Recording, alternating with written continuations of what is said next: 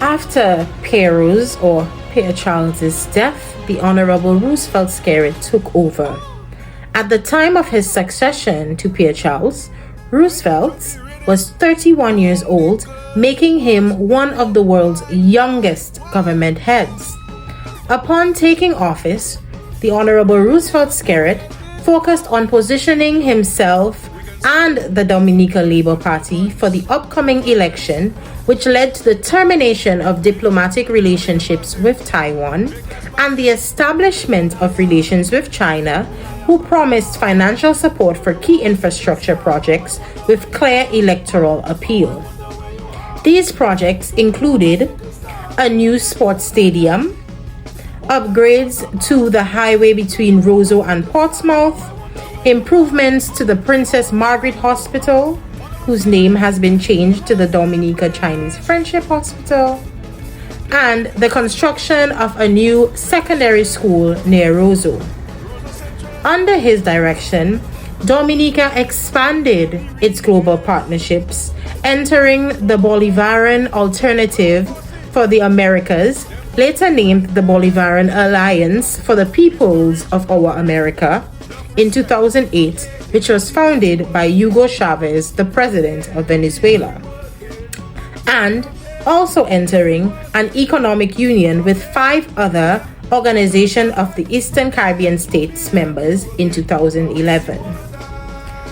Dominican Prime Minister Roosevelt Skerrit gained new confidence in his re-election and shifted his government's focus to the development of the country beyond the Dominica banana industry. He aligned his government with IMF policies and prepared a growth and social protection strategy which emphasizes 4 pillars: fiscal policy and administrative reform, enhancing the investment climate, sectoral strategies for growth, and strategies for poverty reduction and social protection. The strategy was finalized in January 2007 and is a comprehensive overview of the country's economic opportunities and prospects. With regard to education, in 2006, Dominica developed a plan of action for localizing and achieving the Millennium Development Goals with support from the UNDP. The plan reported that universal primary and secondary education had been attained by 2006. Yet, dropouts were still high due to various factors, such as, and the biggest one for Dominica, migration. The Ministry of Education, as a result, aimed to improve the quality of primary education by providing training opportunities for teachers, and as a former teacher, we had a lot of trainings, and standardizing early childhood education. The teaching of numeracy and literacy has also been improved. In 2010, the Commonwealth of Dominica conducted an evaluation of progress towards these Millennium Development Goals. And you can read the document and make your own, your own thoughts, come up with your own thoughts and feelings about the facts and figures that are stated in that document. In August of 2015, Tropical Storm Erika caused severe damage to Dominica. This was confirmed by Honorable Prime Minister Roosevelt Skerrit on Tuesday as he addressed the nation 1 month after the August 27 storm. Farmlands were also subject to high levels of leaching and soil erosion and the consequent reduction in soil fertility. Access roads, ladies and gentlemen, in addition to the challenge posed by the damage to primary roads, estimated at $624.7 million of tree crops, banana, plantain, root crop, and vegetable cultivation severe. Losses to the crop sector are estimated at over $10 million. And as someone from Grand Bay who has family in the community of Piditsa Van, the damage was severe, and I tell you, it was bad. Tropical Storm Erika resulted in flooding, landslides, and destruction of buildings. Over 24 people died, and Prime Minister Skerrit estimated a 20-year setback in the country's development. In September 2017, Hurricane Maria again hit Dominica, causing further widespread devastation as the strongest storm on record to make landfall, beating Hurricane David.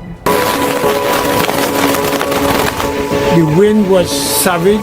We lost the roof. It's been a horrible night, but my God, I can only feel the pain of those that don't have a house like that. I personally experienced Hurricane Maria, and it was such a scary time in Dominica's history that I genuinely hope nobody ever has to go through a hurricane like that again, because all I remember is the wind. The wind sounded literally, like my mom always says, it sounded like the wind was talking. Boo-doo-doo-doom, boo-doo-doo-doom, boo-doo-doo-doom, flooding in our downstairs. My mother told me to leave the upstairs and come downstairs. If I had not listened, the roof of upstairs left, I would have died. Like all of our windows broke, downstairs was completely flooded. My little sister and little brother was trembling. My grandmother was praying Hail Mary all night. It was just a scary time. And the next day, Dominica was like everybody was like, Dominica is finished. But this is a lot. But one thing about my people, we are resilient and we stand strong and we bounce back. We have bounced back many times before, and we will continue to bounce back. If there's one thing a Dominican is going to do, is bounce back, and that's on period. And this is just me getting really emotional about it, but continue to enjoy the video, guys. In response, the Climate Resilient Plan was created, and the Climate Resilience and Recovery Plan reflects 3 pillars, namely 1. Climate resilient systems in Dominica, 2. Prudent disaster risk management systems, and 3. Effective disaster response and recovery. Despite these positives, as with many of the leaders before Honorable Roosevelt Skerrit, the current Prime Minister also has dissenters for all areas for concern. For example, in November of 2022, Prime Minister Roosevelt Skerrit called for snap elections. The snap elections were held in December and saw a historically low voter turnout of about 31.6 or 32%. Dominica's main opposition parties, the United Workers' Party and the Dominica Freedoms Party, boycotted the elections, citing the government's failure to make progress on enacting promised electoral reforms. The ruling Dominica Labour Party controlled 19 out of 21 seats in the legislature after the December elections, including 6 seats won in November because Dominica Labour Party candidates had run uncontested. Independent candidates took the remaining 2 seats. In July, the Caribbean Court of Justice, and that was July of 2022, the Caribbean Court of Justice dismissed a case that was brought in by the Dominica Labour Party's opposition, the United Workers' Party, that challenged the results of the 2019 general election.